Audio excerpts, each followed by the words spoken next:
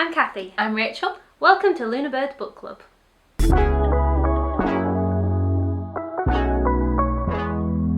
Hello there. So today, whilst you're watching this, it should be Friday the 13th. And that was too good an opportunity to pass up to not talk about some more spooky, scary books.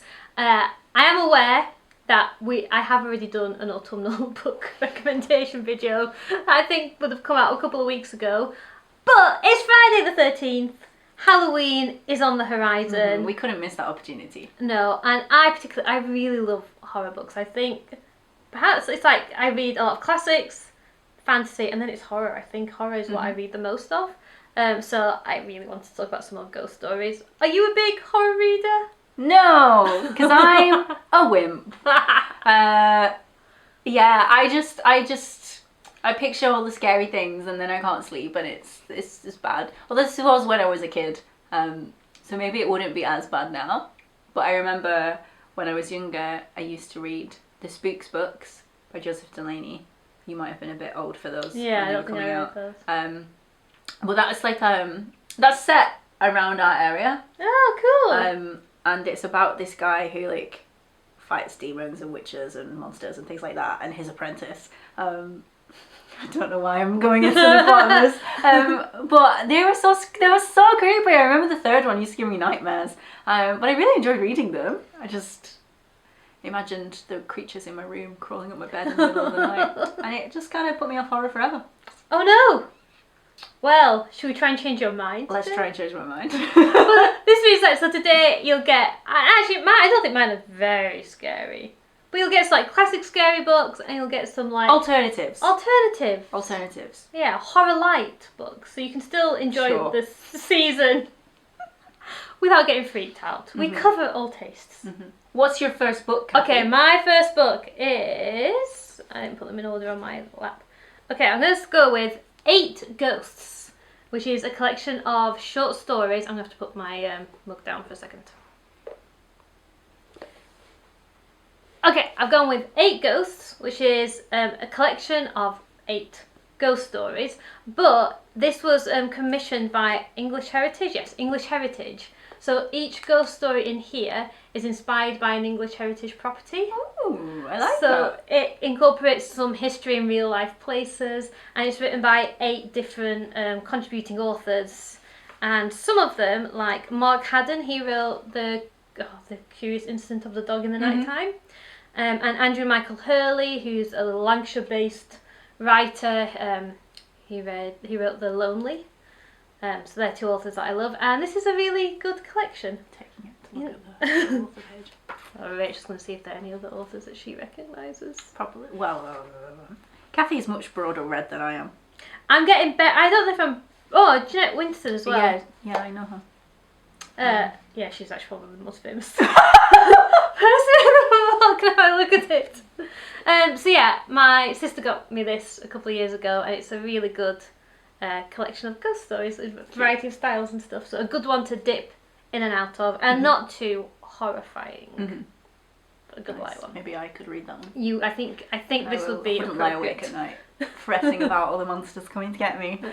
My first book, as I lean down to pick it up, my first book is this is a book I got the other year because someone recommended Dan Jones as a historian writer, but instead of jumping into an actual non-fiction historical book, I was like, let's go light. And this is The Tale of the Tailor and the 3 Dead Kings, which is, it's a retelling of a ghost story that was written by a monk in I want to say the 1400s. Ooh, that sounds good. But it was really interesting because there's a little introduction about the finding of the Latin text in the back of some book, and then at the end there's a little bit of history about the monastery that it was found in. So it's really interesting, and it's kind of more like a historical ghost story of like seeing what people found scary in the 1400s. And I love that about reading ghost stories as well from different times and inspirations. Is you find what was threatening to people back there, because I think all ghost stories are in some ways like a manifestation of fear of one thing or another, and it's how we look at it. In fact, I hate I'm going off on a rant now. But I really hate when a ghost story is like, and it was all in their head. They're just crazy. Because in my mind, the point of a ghost story is that although in the story the ghosts are real, for us as the reader, confronting ghosts and ghost stories is always about us confronting stuff in our psychological fears, like regrets or loss or something. And I love that element of ghost stories, and I find it's ruined if the ghosts aren't real. Anyway, sorry. That sounds like a really good book. Yeah, not scary, but if you're interested in reading a 15th century ghost story, Who in isn't? slightly more accessible language, check it out. It's cool. I like the cover too. It is a cute cover, isn't it? Yeah. Okay, my next read is a classic Halloweeny October read, and that's Interview with the Vampire by Anne Rice. It's been on my reading, not my actual TBR because I don't have a copy of it, but it's been on my one day I will read this book for a very long time. Yeah. Just haven't got around to it yet. It's like the classic, and again I think this is more angsty, melancholy. Is that how you say it? Yeah. Yeah, angsty, melancholy. Oh, it's going worse the more time I try and say it. Angsty book. It's a classic angsty tale.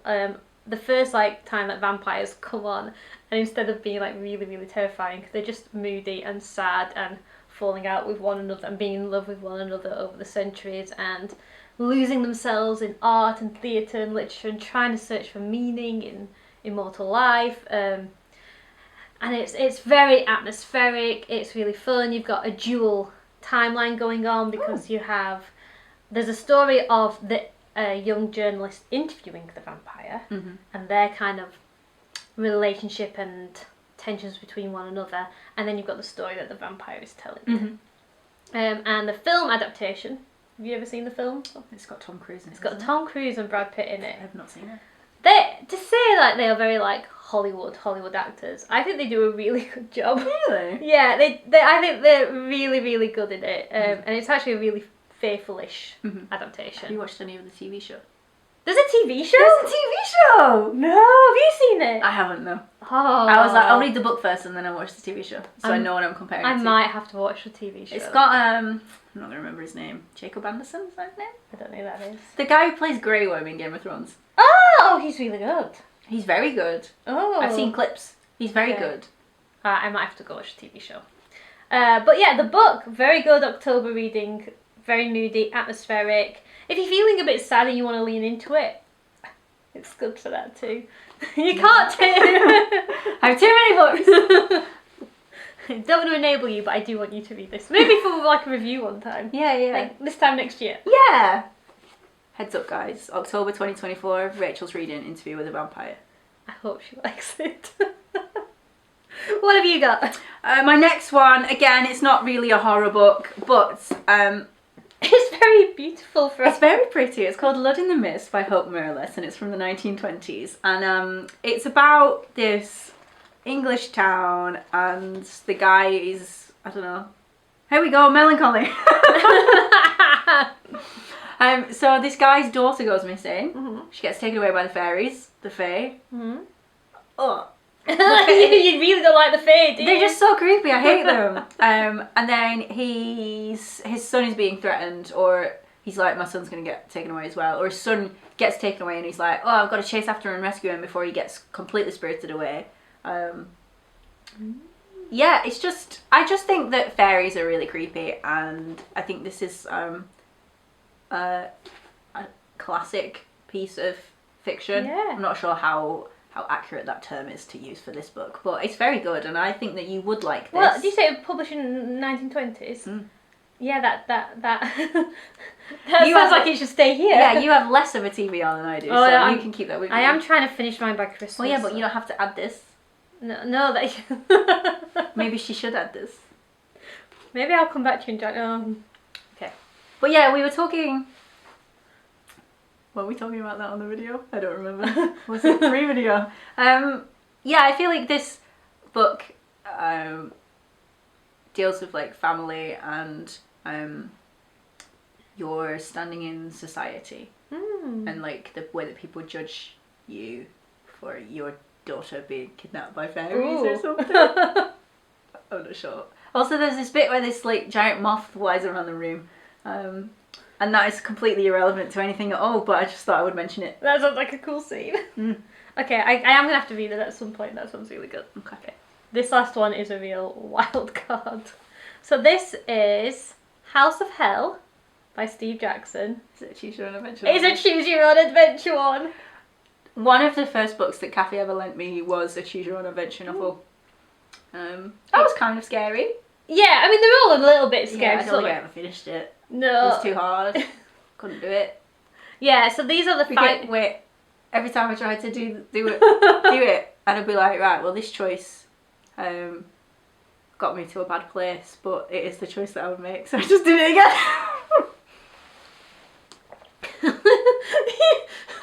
You're very authentic. You brought your authentic self to the choose your own adventure. Yeah. Yeah, you're not going to win that way. Okay, yeah, so these are like, it's fighting fantasy series.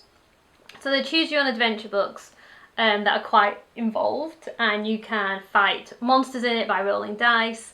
And I'm collecting this series. I have so much fun with it, and this is a particularly spooky one. So a lot of the fighting fantasy books are kind of like Dungeons and Dragons. You're in crypts, you're in caves, you're fighting monsters and orcs. But this one is set in more like modern day times, or like 80s times. And you're in a haunted house, your car's broken down in the middle of nowhere, you've gone in, you've asked to use a telephone, the creepy owner of the house has like made you stay the night, and then you wake up in the middle of the night because there's some noises going on and you've got to try and get out of the house, is the idea of the game. So it's got vampires and witches and monsters. It's camp, it's really good fun. I really enjoy playing this. So if you want to have a bit of Halloween without committing to like a really long story, I recommend this. I also recommend, because I'm geeky, I love mapping out all the choices and what they lead to, and I end up making really big charts every time I play these games. So yeah, House of Hell is a very fun Halloween activity book to read. Nice. Nice. Thanks for watching our Friday the 13th spooky recommendation video. If you have any comments about the books we suggested, or you have any books you think we should read, or Cathy should read, share them down below. Give us a like and a subscribe, and we'll see you next week. Bye.